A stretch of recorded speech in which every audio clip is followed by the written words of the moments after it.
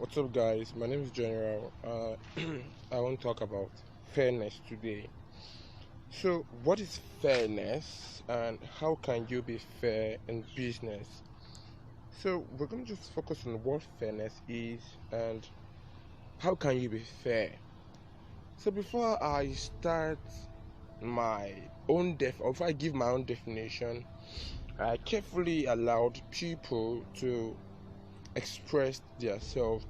I told them I want to hear their view on fairness. So instead of me giving you an audio to listen, I carefully typed what he said. So let's move to the next slide. So people's opinion on fairness. So Esther Olawa said, to be fair means to be right as best as one can, to be honest in one's dealing, not being partial, biased, not attaching personal feelings or any subjective reasons to influence our action about a particular thing. So Folarin said this, Folarin, and Wendy said Ahon.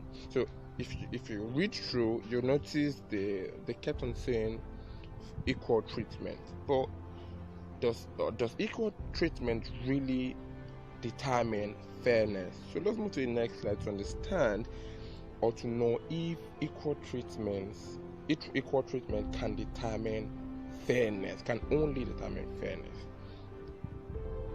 So in the next slide, let's check the first picture carefully.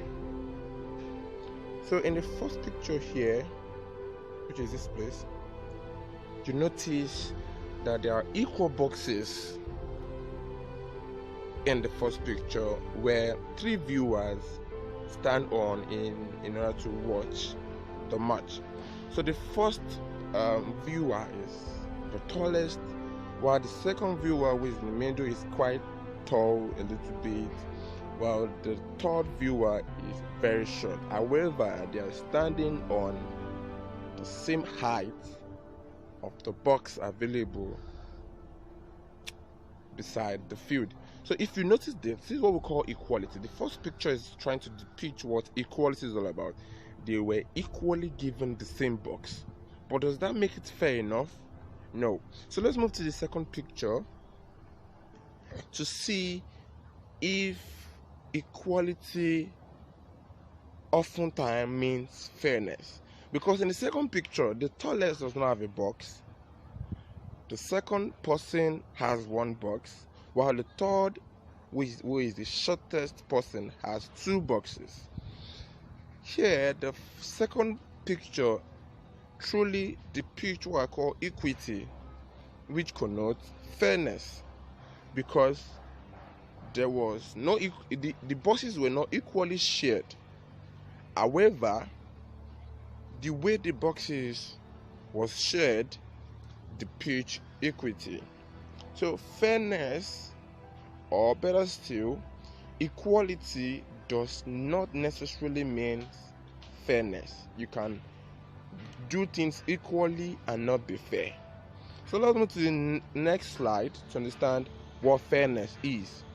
So I wrote here, fairness has exact meaning in certain contexts. For example, if we are playing game, fairness means the rules should be obeyed impartially. Under the law, fairness means equality before the law. That is, everyone is equal on the side of the law, no matter the class. So let's go for an example. Suppose Dari and Solomon buy pizza together. Dari pays $6 and Solomon pays $4. What would be the fair way of sharing the cake? So the first way I outlined is by proportionality. The second, basis of contribution. Third, basis of personal capacity to consume. Fourth, basis of position. So the first one, basis of proportionality. In other words, Dari takes 60% of the share of the pizza, while Solomon takes 40% of the share of the pizza as a result of the level of contribution that was put together to get the commodity, which is the pizza. So the basis of contribution also directly relates to proportionality, so we don't need to really buttress on that, because Dari paid more and he ought to get more under the basis of contribution, while Solomon paid less, so he ought to get a lesser share of the pizza. So The next point is basis of personal capacity to consume. What about if Diary doesn't consume more pizza as Solomon does? So Diary could just or can just give Solomon a bigger part of the share as a result of he does not really consume pizza as Solomon does. So Solomon can actually take a bigger part of the share, not necessarily Diary taking the bigger part of the share because he contributed more. So the next point is base of position.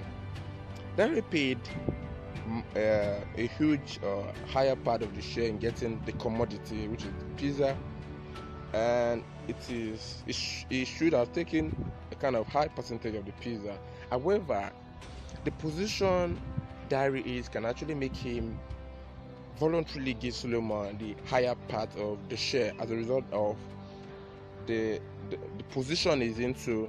It could be he has enough money to get another one. It could be he can afford another thing in order to satisfy his hunger.